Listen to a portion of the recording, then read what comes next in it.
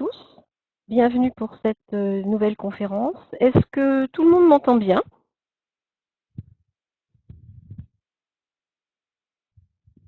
Oui? Ok. Donc, je me présente, je suis Christine Briand, je suis ingénieure développement à l'IFCE. J'ai une formation de vétérinaire ainsi qu'une formation universitaire en biologie et je travaille actuellement dans une équipe de recherche sur le comportement animal à l'INRA de Tournouzilly. Donc, le sujet d'aujourd'hui, c'est sur le bien-être et nous allons parler plus particulièrement des indicateurs. Donc, si vous avez des soucis, quels qu'ils soient au niveau du son ou autre chose, vous pouvez toujours communiquer par chat avec Frédéric qui m'accompagne au Haras des Bréviers. Donc, je coupe la vidéo. Alors, donc, tout d'abord, avant d'aborder plus précisément les indicateurs de bien-être, il est important de rappeler ce que c'est que le bien-être afin de pouvoir positionner les indicateurs par rapport au bien-être. Donc, pour ceux qui ont déjà assisté aux conférences sur le bien-être, vous connaissez la définition. Donc, le bien-être, c'est un état de complète santé mentale et physique de l'animal, et notamment le cheval. Donc, cela veut dire que l'animal est sensible physiquement, mais également mentalement, et ça, c'est primordial pour le bien-être. Donc, qui découle de la satisfaction de ses besoins physiologiques et comportementaux essentiels et de ses capacités à s'adapter à son milieu. Donc, ces besoins physiologiques et comportementaux sont déclinés en 4 grands principes: l'alimentation, l'hébergement, la santé et le comportement. Et transversalement à tout cela, il faut limiter les stress. Alors, lorsque l'on va mettre à disposition du cheval cet environnement, en fonction des 4 grands principes, si cet environnement est satisfaisant, en fait, c'est de la bientraitance que l'on va pouvoir évaluer à l'aide d'indicateurs environnementaux. Par contre, le bien-être, ce n'est pas tout à fait ça. Le bien-être, c'est la façon dont le cheval va percevoir et évaluer cet environnement en fonction d'un certain nombre de facteurs qui lui sont propres, notamment son âge. On sait par exemple que les jeunes chevaux ont plus peur que, enfin, un jeune cheval aura plus peur que lorsqu'il sera plus âgé, en fonction de son tempérament, qui a une composante héréditaire, mais qui va également dépendre des expériences passées, en fonction de ses capacités d'adaptation, en fonction de son état de santé et de son état physiologique. Et bien sûr, dans tout ça, le stress va moduler négativement la perception de cet environnement par le cheval. Alors le cheval, il va nous dire comment il perçoit son environnement par des réponses qui seront donc les indicateurs relatifs au cheval, que l'on appelle encore indicateurs animal centrés. Alors, le bien-être, il a été défini de façon assez précise par le premier projet européen de référence qui s'appelle Welfare Quality, qui a été mené pour les bovins, les porcs et les volailles dans les élevages et qui a permis à l'élaboration d'un outil d'évaluation globale, donc qui repose sur 4 grands principes, donc ceux que je viens de citer, et ces 4 grands principes sont plus précisément définis selon 12 critères. Donc c'est bien sûr applicable également aux chevaux, on va le voir par la suite. Et pour chacun de ces critères, on va avoir plusieurs indicateurs donc, qui vont permettre de les évaluer. Alors, des précisions sur les indicateurs, donc je vous l'ai dit, ils peuvent être relatifs soit à l'environnement, soit à l'animal. Plus précisément, les indicateurs relatifs à l'animal vont être de plusieurs types, soit zootechniques, il s'agit des indicateurs de production. Alors pour les bovins, ça pourrait être le lait, ça pourrait être la viande. Pour le cheval, c'est essentiellement l'état corporel ou le poids. Ils pourront être sanitaires avec les blessures par exemple, comportementaux avec les postures par exemple, ou physiologiques avec par exemple le rythme cardiaque. Mais il faut savoir que c'est un domaine de recherche très évolutif et que de nouveaux indicateurs sont régulièrement publiés au niveau scientifique. Alors bien sûr, on ne va pas évaluer le bien-être d'un cheval à partir d'un seul indicateur, mais il va en falloir plusieurs, puisque le bien-être est multidimensionnel, et donc ces indicateurs vont être intégrés dans un protocole d'évaluation. Alors quels sont les protocoles d'évaluation disponibles et quelle autre précaution doit-on prendre? Tout d'abord, il faut quand même tenir compte du contexte. En effet, il existe nombre d'utilisations différentes pour les chevaux. Donc, d'une façon générale, quand même, on a, quel que soit le type de chevaux, des problèmes relatifs au comportement. Alors, je ne dis pas pour tous les chevaux, hein, mais je dis que pour tous les types d'utilisation des chevaux, il y a des problèmes relatifs au comportement qui sont dus à des problèmes d'apprentissage ou d'environnement mal adapté. Alors maintenant, si on voit plus précisément les types d'utilisation des chevaux, les équidés de travail utilisés notamment dans les pays en voie de développement sont assez particuliers en ce sens. On a sur ces chevaux-là plus de problèmes d'état corporel, d'abreuvement insuffisant, des blessures, des maladies. Maintenant, si l'on considère le chevaux des pays développés, là encore, on peut dire qu'il y a plusieurs catégories.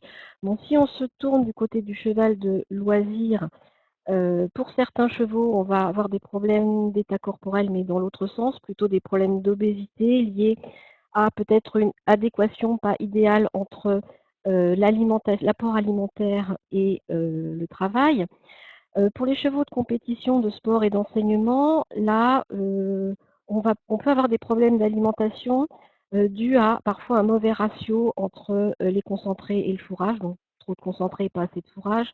Donc ça va entraîner des problèmes d'hyperactivité, des problèmes de sédentarité au box et également un manque d'exercice en liberté. Et puis pour certaines disciplines particulières qu'on peut voir en bas de la diapo à gauche, certaines disciplines impliquent des problèmes comportementaux du fait de certains apprentissages particuliers. Alors, en ce qui concerne les protocoles disponibles, on part des protocoles qui sont proposés pour les animaux d'élevage. Donc, je vous ai parlé du gros programme Welfare Quality.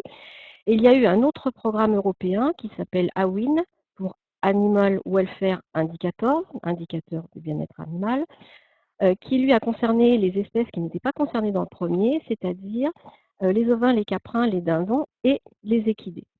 Ce qui fait que pour les chevaux aujourd'hui, il y a deux protocoles qui ont été relativement validés au niveau scientifique. Un premier protocole, celui qui est à droite sur l'écran, proposé par une université, celle de Wageningen en 2011, qui est calqué sur le programme du Welfare Quality, donc qui est très détaillé et relativement compliqué à appliquer sur le terrain. Et un autre protocole, le protocole AWIN, qui a été publié en 2015, et pour lequel donc, je vous ai mis là l'adresse à laquelle vous pouvez l'obtenir. Il est en anglais, bien sûr, mais il est relativement facile à appliquer sur le terrain. On est actuellement en train de le tester, nous, ici, à l'IFCE INRA. Alors, il existe également des protocoles plus spécialisés pour les équidés de travail. Donc, équidés de travail, ce sont les équidés qui font du transport de marchandises ou de personnes, notamment les touristes, les travaux agricoles, les cérémonies.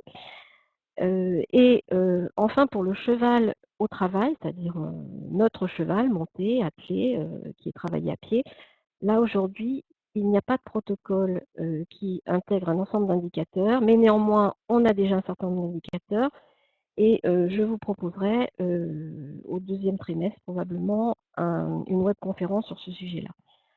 Donc ces protocoles sont en général adaptés pour évaluer le bien-être d'un groupe de chevaux d'une exploitation, mais on peut également éventuellement les utiliser pour évaluer le bien-être d'un animal. Alors, je vois qu'a priori, il y a un problème au niveau de la lecture des diapos. Est-ce que vous pouvez nous dire, au niveau des participants, si vous arrivez à bien lire les diapos? Oui, tout va bien. Donc en fait, oui, oui, oui, ok. Donc a priori, c'est plutôt un problème local. Donc, ok, donc je vais continuer la conférence. De toute façon, vous pourrez ultérieurement récupérer la présentation sur le site de l'IFCE, si vous n'arrivez pas à tout voir maintenant. Alors, je continue donc la conférence. Excusez-moi pour cette petit arrêt. Donc, je vous présente pour que vous ayez une petite idée, le protocole AWINORS, donc, dont je viens de vous parler, pour que vous ayez une petite idée du nombre d'indicateurs qui est utilisé dans ce protocole.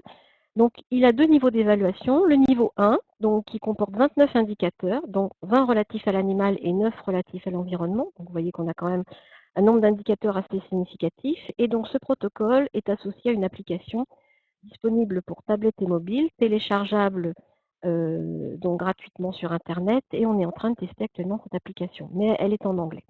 Et un niveau 2, donc, qui est utilisable dans certains cas particuliers, quand on a une exploitation qui présente des problèmes vis-à-vis de la réglementation, quand on n'a qu'un seul cheval à évaluer, puisqu'on va vouloir aller voir d'un petit peu plus près ce qui se passe, et quand le niveau 1 va révéler une alerte sur un problème particulièrement important.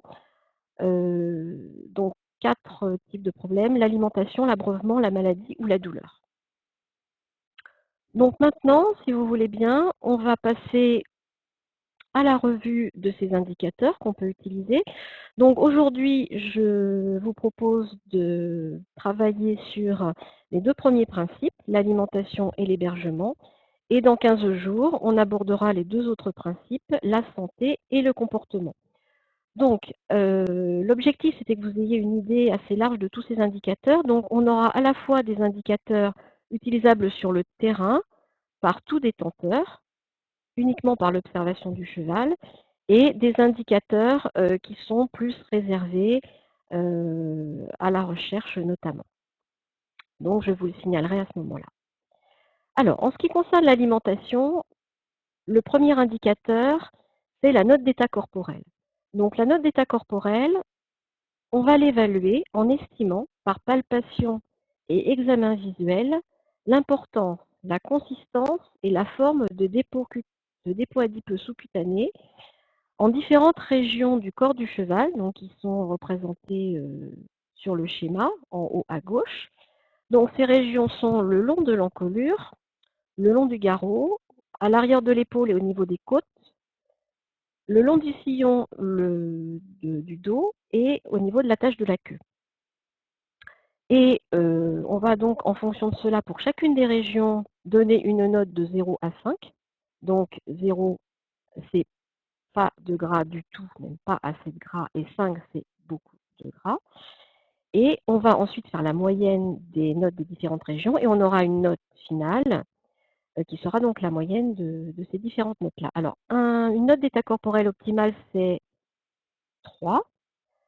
Sachant que elle peut aller de 2,5 à 3,5 en fonction du cheval. Bon, 2,5, ce sera pour un jeune cheval, un cheval de course ou un sportif de très haut niveau, par exemple des chevaux d'endurance.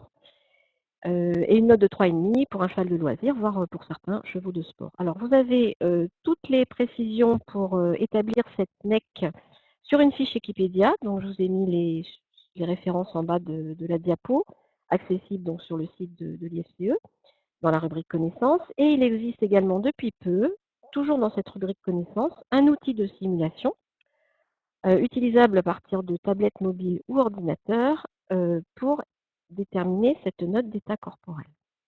Alors, le deuxième indicateur, c'est le poids.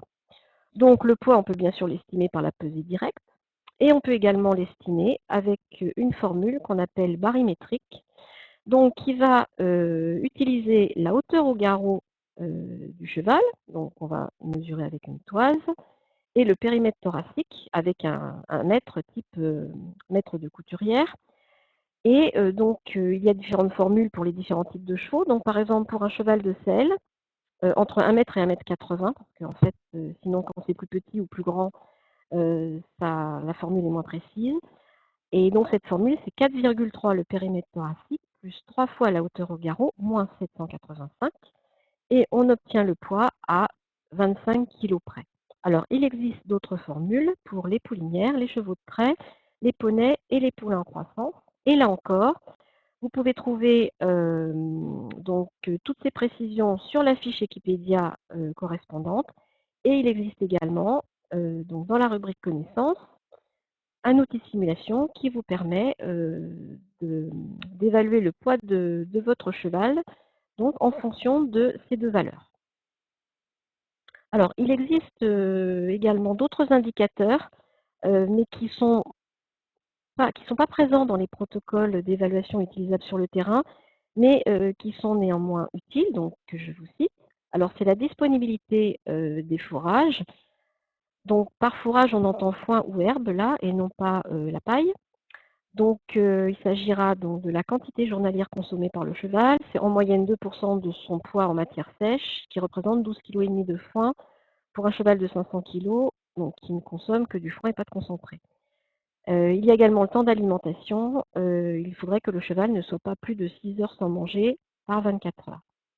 Un autre indicateur qui est utilisé là dans le domaine de la recherche, c'est le nombre de coups de mâchoire. Alors, ça permet de mesurer quoi? En fait, ça permet de savoir si les besoins de mastication du cheval sont satisfaits. Donc, il faut savoir qu'un cheval va avoir besoin de 3000 à 4000 coups de mâchoire pour consommer 1 kg de matière sèche de foin et seulement 1000 coups de mâchoire pour 1 kg de matière sèche de concentré. Donc là, on voit très bien que les chevaux qui, à l'extrême, n'ont pas de foin, mais uniquement du concentré, ne vont pas du tout satisfaire ce besoin de mastication, qui est un besoin de lester. Alors ensuite, dans la partie alimentation, on a également la satisfaction de l'abreuvement. Alors, abreuvement adapté, là pour le coup, on a essentiellement des indicateurs comportementaux. Ah oui, j'ai oublié de vous dire tout à l'heure que sur chaque diapo, il y a un petit cheval qui indique les indicateurs relatifs à l'animal et un petit abreuvoir qui indique les indicateurs relatifs à l'environnement. Donc là, ce sont des indicateurs environnementaux, pardon. Donc, il va s'agir du type de point d'eau. Donc, tous les types de points d'eau sont possibles. Ce qui est important, c'est que l'eau soit disponible. Si c'est automatique, qu'il fonctionne, que l'eau soit disponible et propre. Alors, autre indicateur, mais qu'on ne va pas trouver là dans les protocoles d'évaluation, mais qui est propre au cheval, c'est la mesure approximative de la consommation journalière du cheval. Donc ça, si on peut le faire lorsqu'on a un seul cheval avec un bac, par exemple, il est certain qu'on ne peut pas le faire quand on a plusieurs chevaux ou quand on a des abreuvoirs automatiques. Quoique, commence à apparaître dans le commerce des mesures des quantités bues par les chevaux à partir des dispositifs automatiques. Donc là, ce qu'il faut savoir, c'est que pour un cheval adulte à l'entretien placé dans sa zone de confort thermique, il faut environ 5 litres d'eau par 100 kg de poids vif par jour. Mais bien sûr, ça peut aller jusqu'à 60 litres. Donc, je vous ai mis là la définition de la zone de confort thermique. En fait, c'est la plage de température à l'intérieur de laquelle l'organisme n'a pas de dépenses d'énergie supplémentaire à faire pour maintenir la température interne du corps. Ça veut dire que le cheval n'a pas trop froid, n'a pas trop chaud. Si vous souhaitez des infos complémentaires là-dessus, j'ai fait une fiche Wikipédia, donc dans la rubrique connaissances, sur l'adaptation des chevaux au froid. Vous aurez toutes les précisions sur cette zone de confort thermique. Alors, la consommation, elle va varier en fonction d'un certain nombre de facteurs. Donc, la température, bon, plus il fait chaud, plus le cheval va consommer d'eau. Du type d'aliment, plus l'aliment est sec, plus le cheval va consommer d'eau. De son état physiologique, une jument en lactation produit à peu près 2 litres à 3 litres et demi de lait par 100 kg de poids vif. Ça veut dire qu'elle doit consommer une quantité complémentaire d'eau en proportion. Et également l'exercice induit des pertes importantes en eau. Donc à titre d'exemple, un cheval de course va perdre jusqu'à 10 litres par course et en exercice intense, en conditions chaudes et humides, 10 à 15 litres par heure. Donc vous voyez que c'est loin d'être négligeable. Alors il existe d'autres indicateurs pour estimer si le cheval a un abreuvement adapté, qui sont donc là propres au cheval, mais ils sont beaucoup moins facilement utilisables, vous allez comprendre pourquoi. Donc il y a le pli de peau, donc ça vous avez peut-être déjà vu votre vétérinaire le faire. Bon, en fait, c'est peu reproductible entre personnes non entraînées, et donc c'est plutôt réservé aux praticiens vétérinaires. Et il existe un test donc, qui s'appelle le test du saut, qui est proposé dans un des protocoles d'évaluation du bien-être pour les chevaux des équidés de travail dans les pays où le travail est difficile. Et là, en l'occurrence, il s'agit de présenter un seau au cheval avec de l'eau, et le cheval déshydraté aura tendance à boire dès qu'on lui présente le seau, hein, sinon il ne va pas s'y intéresser, et une plus ou moins grande quantité d'eau. Donc bon, ce test est relativement intéressant dans ces pays-là, dans la mesure où à la fois il permet de voir que le cheval est déshydraté, et il permet également de le réhydrater. Alors on va passer maintenant au deuxième principe, l'hébergement. Donc le principe, c'est de fournir au cheval un espace propre, sec et sécurisé pour le repos, donc que ce soit dedans ou que ce soit dehors, en paddock ou même en prairie. Alors là, on a un certain nombre d'indicateurs qui peuvent être intéressants et on va commencer par le plus, je dirais, délicat, c'est la dimension des boxes. Donc indicateur relatif à l'environnement. Là, en l'occurrence, on a peu d'indicateurs animal centrés. Donc la dimension des boxes, en fait, il faut dire en préalable qu'il n'y a aucun consensus scientifique sur les dimensions des boxes, c'est-à-dire qu'il n'y a aucune publication qui va nous dire pour un cheval d'1,65 m, 10 mètres carrés, c'est mieux que 9,50 m carrés. Par contre, les scientifiques sont d'accord sur le fait que le cheval doit pouvoir se déplacer, se coucher, se rouler, sans risque de se blesser. Et il y a une chose importante qu'il faut retenir, c'est que, en fait, pour que le cheval puisse se retourner, se coucher, se rouler sans problème, il faut que les plus petits côtés du box soient supérieurs à 1,7 fois la hauteur au garrot du cheval. Donc pourquoi? Parce qu'en fait, un cheval a une longueur d'à peu près 1,5 fois sa hauteur au garrot. Et donc là, ça permet d'avoir une certaine marge. Alors ça, en fait, ça correspond pour un cheval de 1,65 m à environ 2,90 m, donc pas tout à fait 3 mètres. Donc je vous ai mis là sur la diapo quelques exemples de codes ou règlements qui sont applicables dans certains pays. Donc en France, je vous rappelle, actuellement, il n'y a pas de dimension réglementaire des box. Donc en Grande-Bretagne, par exemple, on a des dimensions arbitraires. Pour un cheval, c'est 13 mètres carrés. En Allemagne, c'est en fonction de la hauteur au garrot du cheval. Donc 2 fois la hauteur au garrot au carré. Ça représente à peu près un peu plus de 10 mètres carrés. Je crois que c'est 10 mètres 50 pour un cheval d'1,65 m. Et dans le protocole AWIN, dont je vous ai parlé tout à l'heure, en fait, on retrouve les dimensions qui sont dans la réglementation suisse. Et là encore, pour un cheval de 165, on se trouve dans la fourchette 162-175 avec une surface de 10,50 m au carré. Alors ensuite, on va parler de la litière. Donc la litière, elle doit être entretenue en quantité suffisante. Donc quel que soit le type de litière, ça peut être de la paille, des copeaux, ou ça peut être des matelas, comme on voit de plus en plus souvent dans les nouvelles installations. Ce qu'il faut savoir, c'est que les chevaux préfèrent la paille, mais évidemment, ça pose un problème pour les chevaux allergiques. En ce qui concerne la quantité de litière, il faut que le sol donc quantité suffisante, ça veut dire qu'on ne voit pas le sol. Et propreté, ça veut dire que la litière est sèche et qu'on n'a pas, on peut avoir des crottins de la veille, mais qu'on a enlevé, on peut avoir des crottins du jour, pardon, mais qu'on a enlevé les crottins de la veille. Donc il n'y a pas un amoncellement de crottins dans le box de plusieurs jours. Ensuite, on va avoir les conditions d'ambiance de l'écurie, enfin ambiance de l'écurie ou à l'extérieur. Hein, donc là encore, des indicateurs de l'environnement. Donc la température, donc il faut que le cheval soit dans sa zone de confort thermique, sinon on va faire en sorte de l'y mettre, donc selon qu'il a trop chaud ou selon qu'il a trop froid. L'humidité, des taux recommandés de 40 à 70%. Pas trop d'ammoniac, donc ça veut dire que en fait, l'odeur n'est pas perceptible.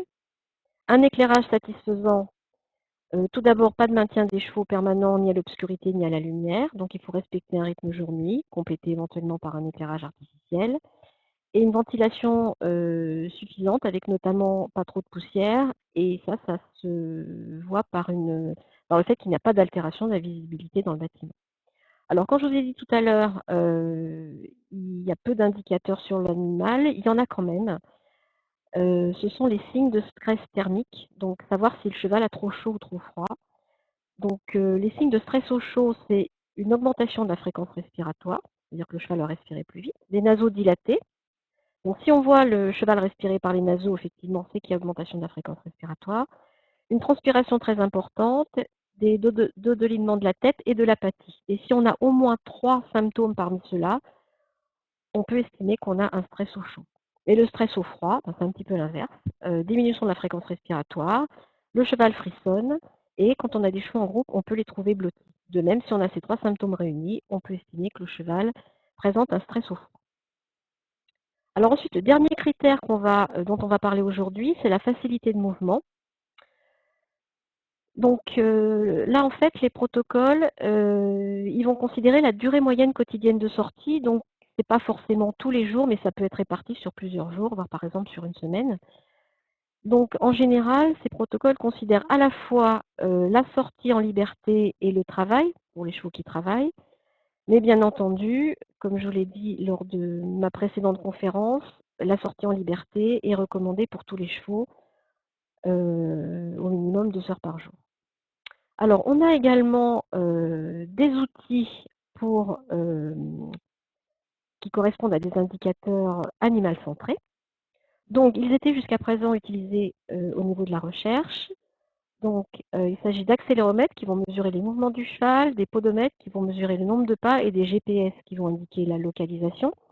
Donc, pour vous donner une petite idée, les accéléromètres, hein, c'est les bracelets que vous pouvez mettre vous-même à votre poignet pour mesurer votre activité. Donc, actuellement, ils sont à la disposition des détenteurs et je suppose que ce marché va s'accroître de plus en plus. Voilà, donc j'en ai terminé avec la présentation orale. Donc maintenant, je vous propose de poser vos questions par l'intermédiaire du chat.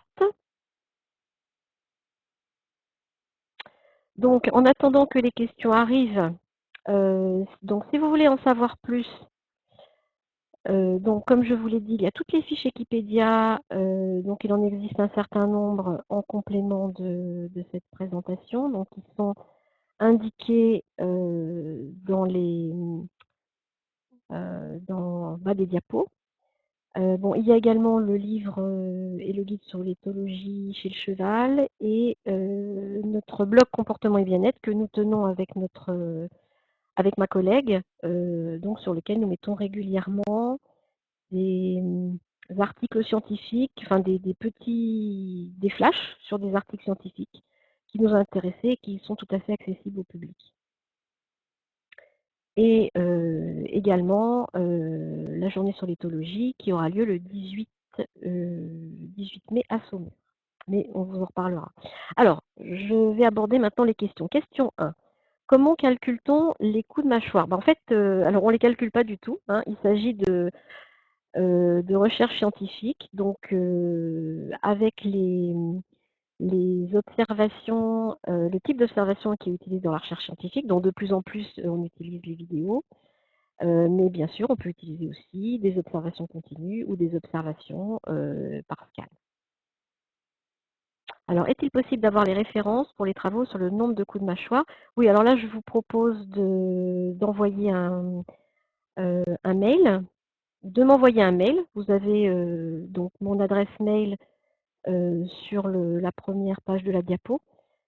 Sinon, vous demandez à ma collègue et je vous enverrai les références. Alors, c'est quand même une publication en anglais. Ah, par contre, oui, il y a un article scientifique de la journée de la recherche équine en français. Donc, vous pourrez même obtenir un de ces articles sur le site de l'IFCE. Donc, on pourra communiquer par mail si vous voulez pour cette question-là. Question 3. Qu'est-ce que l'altération de la visibilité du bâtiment? Alors ça, en fait, dans ce que je vous ai expliqué là aujourd'hui, il y a un certain nombre de choses qui sont issues de la réglementation française. Donc je ne vous l'ai pas dit à ce moment-là, mais il y a un certain nombre de choses qui sont... Et en fait, ça, c'est un des critères qui est utilisé. C'est-à-dire que si en fait il y a trop de poussière, il y a un nombre important de poussière dans le bâtiment et que en fait à l'œil nu vous auriez très bien vu quelque chose qui est au bout du bâtiment s'il n'y avait pas les poussières, et là en l'occurrence vous voyez moins bien ce qui se passe dans le bâtiment, hein. C'est une suspension de poussière dans l'air. Alors en travail, le stress au chaud entre-t-il en compte? Alors je vais remettre la diapo du stress au chaud, voilà. Donc en fait que j'ai dit tout à l'heure, c'est que, bien sûr, le stress au chaud peut survenir en cours de travail, pour un cheval qui va avoir travaillé de façon trop intense pendant un certain temps. Donc là, il est considéré qu'il faut qu'il y ait au moins 3 des critères qui sont indiqués là sur la diapo. Donc, augmentation de la fréquence respiratoire nasodilatée, transpiration importante, ça effectivement, on peut avoir ça sur un cheval au travail. Et là, en l'occurrence, si on a vraiment ça sur le cheval, bah, je pense qu'à l'arrêt du travail, on va le doucher. Si on a en plus des symptômes comme le glisement de la tête et apathie, effectivement, on a un stress au chaud. Mais c'est ce qu'on fait. Un qui travaille peut effectivement avoir un petit coup de stress au chaud, mais on va régler ça en le refroidissant et en le douchant. Bon, c'est ce qu'on fait au niveau des compétitions d'endurance. Hein. Donc, par contre, ce qui n'est pas du tout normal, c'est si on trouve un cheval qui présente un stress au chaud dans son box quand il n'a pas travaillé, là, effectivement, ou si on le retrouve au pré dans cet état-là. Donc là, effectivement, on pourra s'inquiéter. Mais on le traitera de la même façon. Alors, question 5. Existe-t-il des tailles recommandées pour les stabulations où plusieurs chevaux vivent ensemble? Oui, alors il y a des recommandations au niveau scientifique. En fait, le principe, en fait, il n'y a pas que la taille qui compte. Il y a aussi l'organisation de l'espace. Bon, par exemple, dans les écuries actives, on a des relativement petites surfaces, c'est-à-dire de l'ordre de 100 mètres carrés par cheval, mais l'espace est organisé de façon intelligente, de façon à ce que tous les chevaux puissent circuler sans risque, y compris les chevaux dominés. Et donc là, pour le coup, même si la surface totale par cheval est relativement faible, c'est bien organisé et donc il ne devrait pas y avoir de problème. Alors pour la surface de couchage, recommandée dans ce type d'hébergement, c'est la même chose que pour les box, hein, c'est aux alentours de 9 mètres carrés pour un cheval d'1 mètre 65. Donc il faut bien distinguer la surface globale et la surface de couchage. Les études scientifiques ont montré qu'en ce qui concerne la surface totale, en fait, au-delà de 300 mètres carrés par cheval, il y a quasiment plus d'interactions négatives, agressives, mais par contre, en dessous de 300 mètres carrés, il y a des interactions, et de plus en plus si on a des surfaces réduites. Bon, par exemple, il y avait une expérience qui avait utilisé une surface par cheval de 80 mètres carrés dans une stabulation, et là, il y a beaucoup d'interactions négatives, surtout si le cheval n'ont pas du foin à manger à volonté. Donc, il n'y a pas que la surface qui est importante, mais en fait, également la disposition, l'alimentation qui est donnée. Alors, question numéro 6. Existe-t-il une étude sur le bien-être du cheval qui compare différents modes d'hébergement? Alors là, je voudrais que vous précisiez votre question. Qu'est-ce que vous entendez par différents modes d'hébergement? Si vous pouvez préciser, est-ce que c'est pré-box? Est-ce que c'est surface? Voilà, parce que là, je ne peux pas répondre, la question n'est pas suffisamment précise. Alors, en attendant, je vais répondre à la question numéro 7. Est-il possible de se procurer le niveau 2 du test AWIN? Je ne me souviens plus du nom.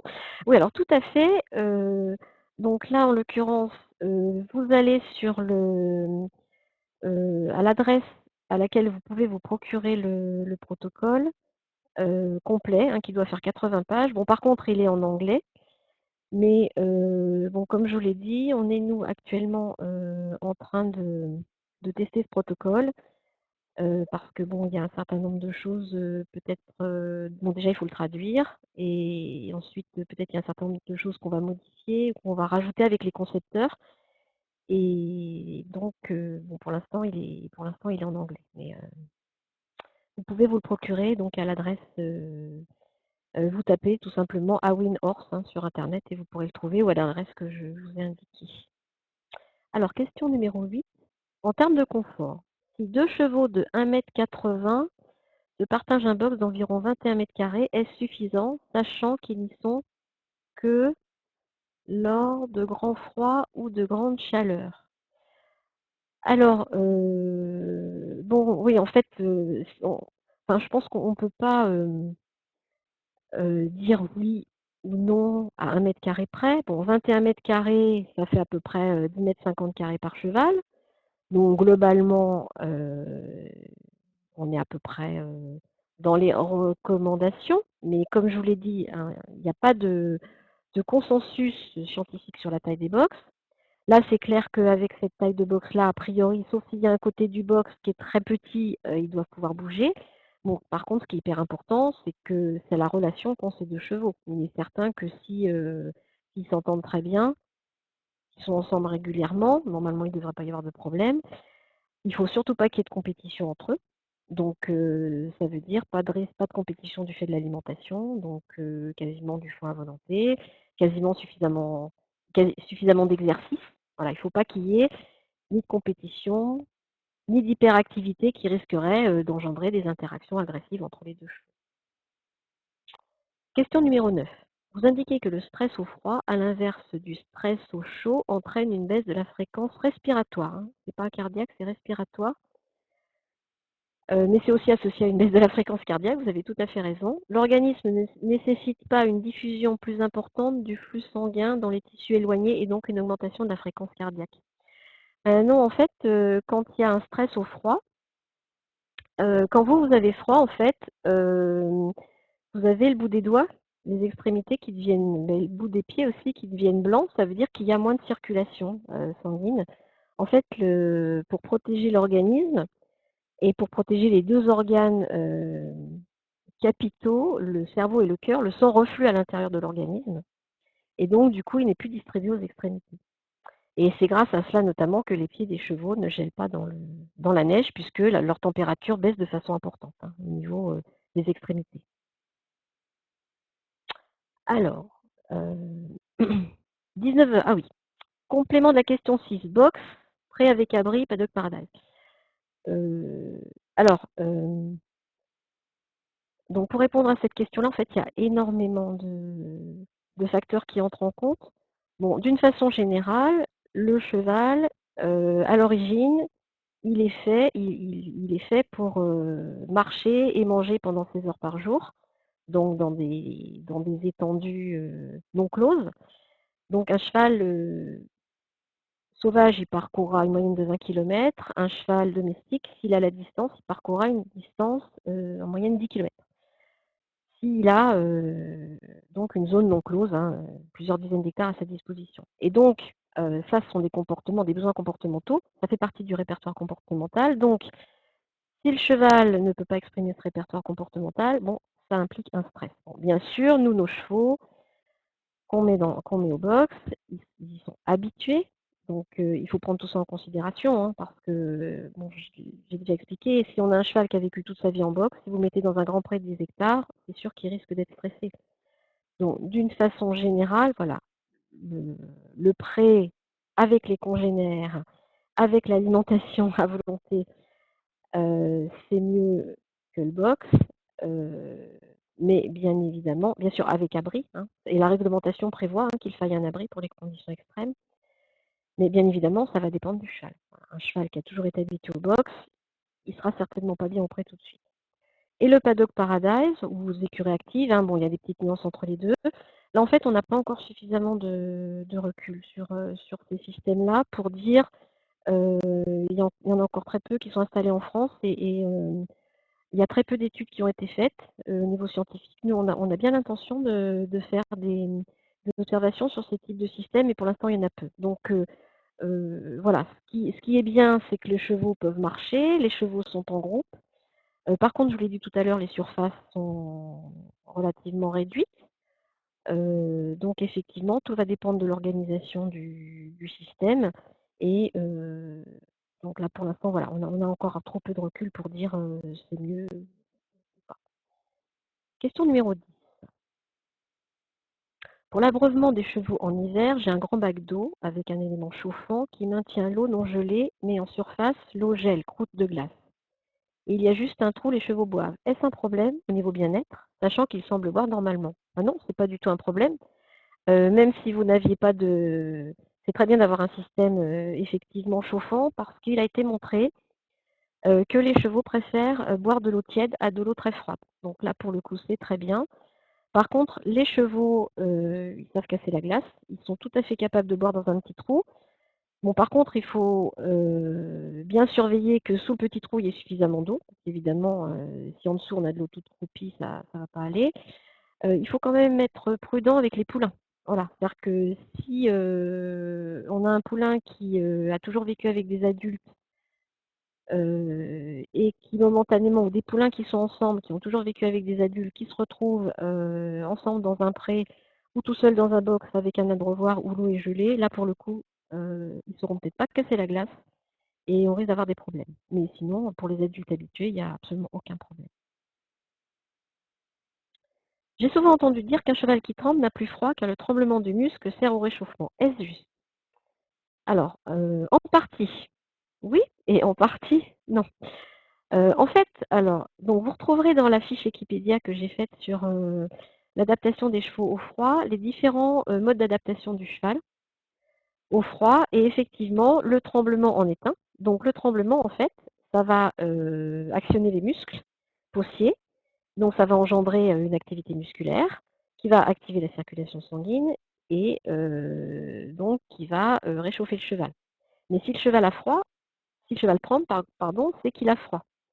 Et s'il continue à trembler, c'est qu'il a encore froid. Donc effectivement, ça réchauffe, mais le cheval sera réchauffé quand il ne tremblera plus. Hein, c'est exactement comme nous, en fait. On est des mammifères comme les chevaux, et ça, ces mécanismes-là sont exactement les mêmes. Alors, question numéro 12, vous dites, exemple 10 chevaux, sous stabu, il faudrait 3000 m². Bah, oui, en fait, en fonction de la publication qui dit qu'au-dessus de 300 m² par cheval, il y a moins d'interactions négatives. Effectivement, 300 x 10, ça fait 3000. Mais bon, on a des stabulations où il y a moins de surface par cheval. Et en fait, comme j'ai dit, ce qui est important, c'est à la fois d'avoir une alimentation en quantité suffisante pour qu'il n'y ait pas de compétition, et également d'avoir un groupe qui s'entend bien. Hein. C'est-à-dire que si vous pouvez aller revoir la conférence que j'ai faite sur les groupes, il y a également une fiche Wikipédia qui est associée. En fait, les groupes de chevaux fonctionnent bien quand ils existent depuis un certain temps et qu'ils ne sont pas perturbés par l'introduction de nouveaux chevaux. Donc tout ça, bien sûr, ça va entrer en ligne de compte. Moi, l'exemple que je vous donne, il s'agit de deux publications, bien sûr faites, alors quand même sur un grand nombre de chevaux, mais ce sont quand même des, je veux dire, il ne faut pas prendre ces chiffres-là forcément à la lettre, mais ce sont des indicateurs. Après, en bien-être, il faut toujours observer les chevaux. Et quand on améliore quelque chose, par exemple si on augmente la surface, il faut observer les chevaux et en fonction des différents indicateurs, voir si on a bien amélioré quelque chose. Si on améliore le bien-être de l'environnement, mais qu'on n'a aucune amélioration sur les chevaux, bien sûr, on n'aura pas amélioré le bien-être en réalité. Donc j'habite à la montagne, question numéro 13. J'habite à la montagne et en randonnée en été, lors des montées, mes chevaux ont souvent 3 symptômes de stress au chaud, fréquence cardiaque, nasotranspiration. Doit-on s'arrêter, descendre? La douche en fin de rando suffit-elle? Oui, donc là encore, évidemment, ça va dépendre de l'importance de ces symptômes. Si la fréquence cardiaque, elle monte à 100 battements minute, 80 battements minute, je dirais pendant un certain temps, là encore, ça va dépendre de l'entraînement du cheval. Bon, pour un cheval de complet, ça va monter bien plus haut, ça va redescendre. Bon, les nasodilatés, ça va avec, la transpiration aussi. Il est certain que plus le cheval sera entraîné, moins on aura ce genre de symptômes. Bon, par contre, si effectivement on a un cheval qui présente ces symptômes-là en cours de travail, il est quand même recommandé de ralentir un peu la cadence, bon, par exemple se mettre au pas, essayer de trouver un terrain un peu moins accidenté, trouver un peu d'ombre. Et je dirais en fin de randonnée, si le cheval est trempé, de toute façon, il aura transpiré, donc la douche sera bienfaisante.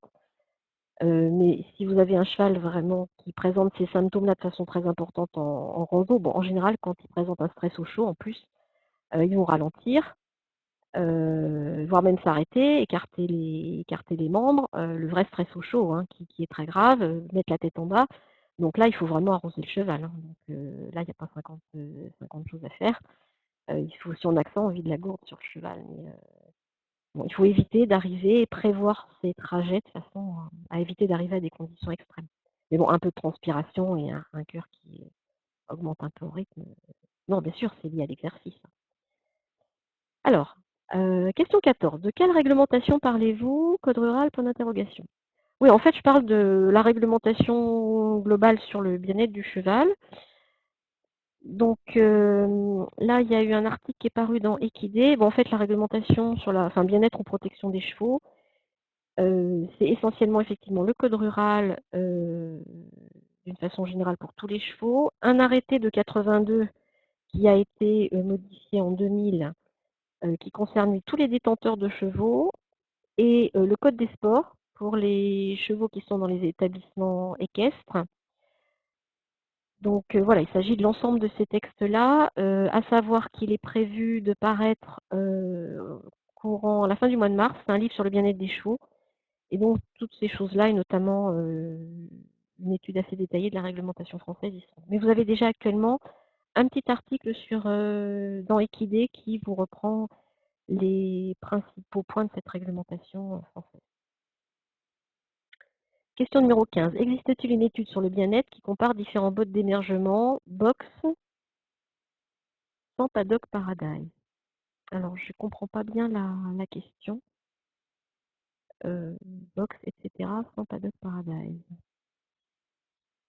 Je voudrais bien que vous précisiez la question. Qu'est-ce que vous voulez dire par là? Taille de box, forme de box? J'attends votre précision. Question numéro 16. Qui pourrait être en charge de la vérification de la bonne application de ce protocole AWIN?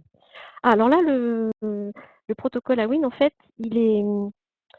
bon, on vous en reparlera, hein, parce qu'on est actuellement en train de le tester. L'objectif, c'est pas de faire des contrôles. Bon, l'objectif, c'est plutôt de mettre à la disposition des détenteurs de chevaux un protocole qui pourrait leur permettre d'évaluer, d'avoir une idée eux-mêmes hein, du bien-être de leurs chevaux et plutôt de leur groupe de chevaux, parce que c'est plutôt fait pour un groupe de chevaux dans une exploitation. Donc là, c'est plutôt mise à disposition pour les détenteurs d'outils. Sinon, les contrôles, ils sont faits par les agents des DCSPP sur la base de la réglementation, donc code rural et code du sport. Et là, pour le coup, eux, ils ont des, des normes qui correspondent à la réglementation. Là, l'objectif, c'est vraiment mise à disposition pour les détenteurs de produits.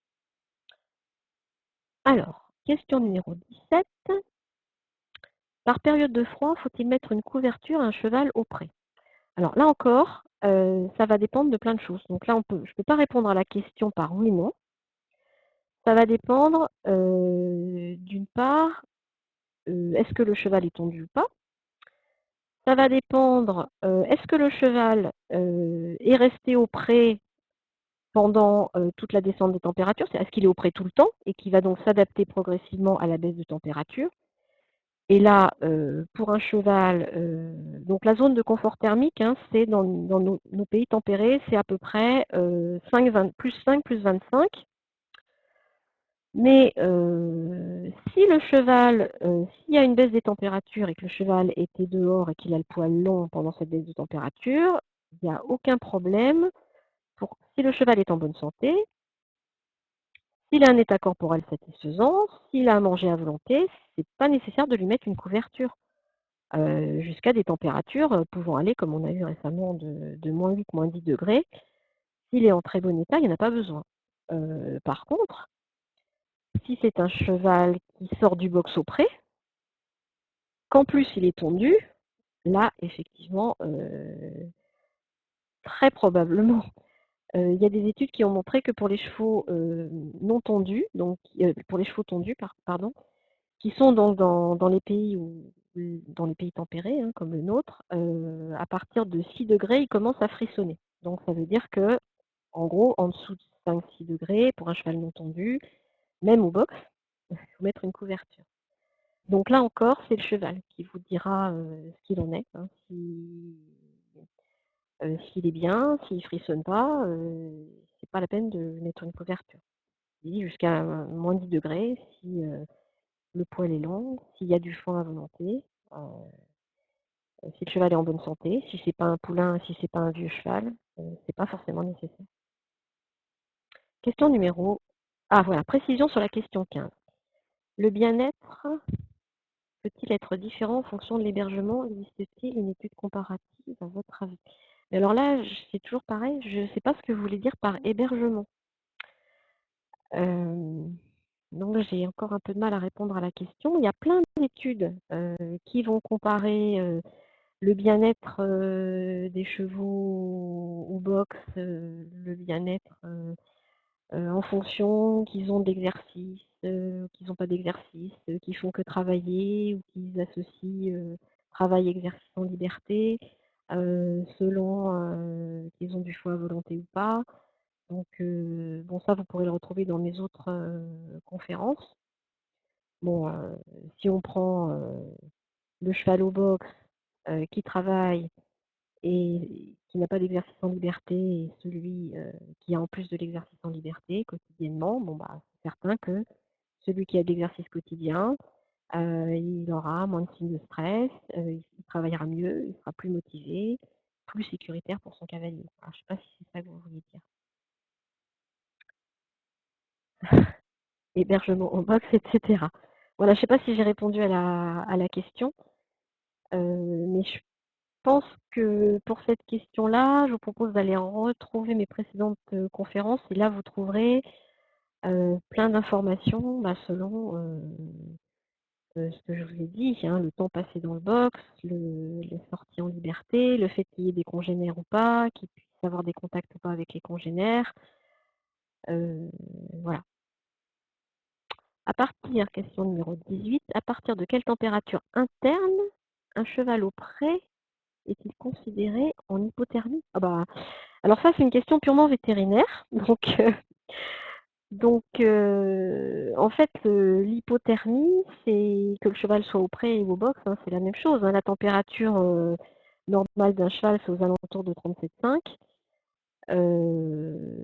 Donc après, donc le cheval au repos, j'entends, hein, aux alentours de 37,5. Bon, si on commence à être aux alentours de 36 et quelques degrés, là, il faut commencer à s'inquiéter, hein, évidemment. Mais en fait,